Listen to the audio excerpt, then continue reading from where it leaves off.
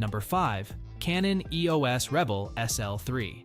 Affordable and portable, the Canon EOS Rebel SL3 shines as the best budget DSLR camera.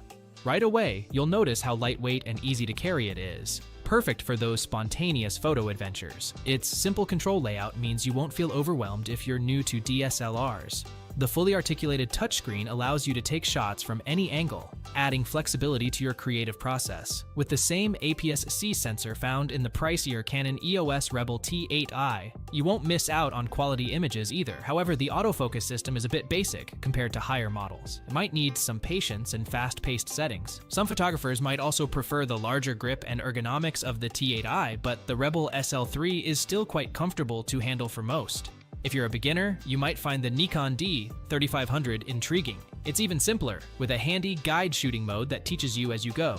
Still, the SL3 offers more features, including a fully articulated screen and 4K video capability, something the D3500 lacks. I love the blend of size, usability, and image quality the SL3 brings to the table.